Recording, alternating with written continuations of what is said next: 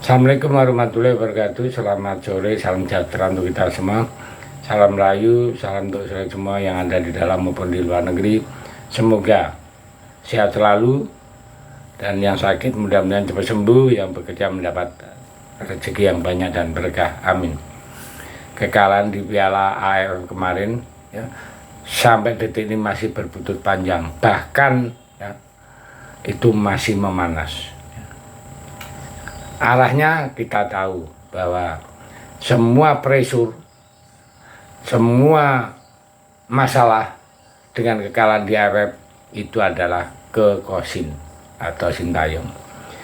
Benar-benar ya, Sintayong dihajar kanan kiri oleh pihak-pihak yang tidak bertanggung jawab. Padahal ini cuma AFF dan pemain U22. Dan itu merupakan bagian dari kesepakatan beliau dengan PSSI yang ingin menyiapkan kerangka tim buat jangka panjang.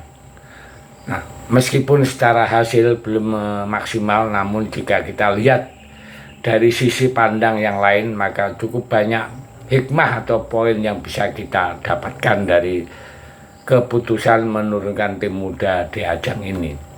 Jangan hanya ekspektasi kita yang terlalu tinggi lalu menganggap kegagalan.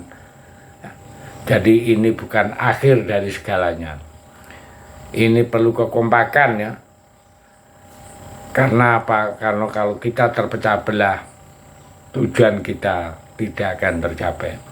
Sampai-sampai ya, ini dari para legenda sepak bola yang pernah datang ke Indonesia ya. Seperti Charles Puyol, ya kita tahu kan. Marco Materazzi, itu kan kita tahu ya, juga dia memberi komentar ya. Dan dia serentak menganggap kalau proses timnas Indonesia udah benar, hanya saja masih ada beberapa aspek yang perlu ditingkatkan sehingga di event lainnya para pemain muda yang ada bisa belajar dari kegagalan ini. Karena jangan lupa kalau timnas Indonesia masih punya misi besar ya, yaitu Piala Dunia tahun 2026 ya. Jadi hal-hal yang semacam ini tentunya jangan sangat mengganggu ya, perjalanan atau cita-cita yang sangat besar hanya gara-gara AFF, dan itu pun sudah disepakati ya. Awalnya kita tidak dapat juara nggak apa-apa karena menurunkan U2, tapi sekarang kok berbalik arah. Nah, memang ada kata-kata dari Pak Erick Thohir bahwa kegagalan di AFF ini tetap akan dievaluasi, namun bukan berarti tiba-tiba main pecat Sintayong ya, tidak begitu.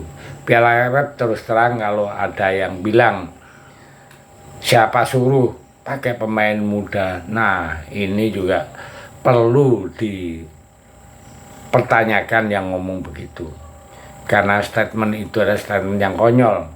Ini keputusan diambil bersama PSSI, Sintayong dan Pak Erick Thohir dan Liga 1 ya, yang mengizinkan pemain mudanya diambil, mengingat Liga sendiri nggak ada liburnya. Artinya apa? Memang turnamen ini tujuannya utama adalah menyiapkan generasi tim Garuda ya, untuk jangka panjang. Dan itu juga yang disampaikan oleh Pak Erick dalam wawancara terbarunya baru-baru ini kan.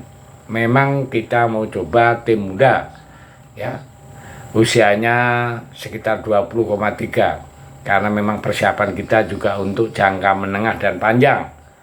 Kita ada persiapan untuk menghadapi kejuaraan U23 di mana kita ranking 4, artinya kalau kita tidak menyiapkan tim dari sekarang hari ini ya itu susah ya.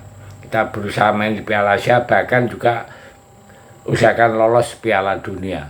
Nah, itulah kata Pak Erick Thohir. Jadi kita semua sudah paham kerangkanya, dan sekarang banyak yang menyudutkan Sintayong. Artinya apa?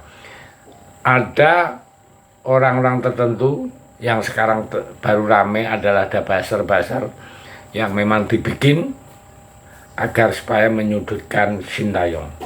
Nah, kita sebagai yang waras-waras ini atau yang mencintai timnas dan jangan sampai terpecahkan ini, ya kita harus membela. Ya setidaknya kita harus bersuara bahwa kekalahan ini bukan segala-galanya. Ingat bulan Maret ya, tinggal 3 bulan lagi atau 2 bulan setengah kita semua menghadapi ajang yang besar. Oke, jadi kita sepakati coba kita membantu mengkanter buzzer-buzzer yang terus tiap hari tiap kencang suaranya, menyudutkannya ya. Karena buzzer itu kan bisa dibayar juga, walaupun saya tidak menuduh tapi banyak kenyataan seperti itu ya. Jadi jangan ikut terprovokasi.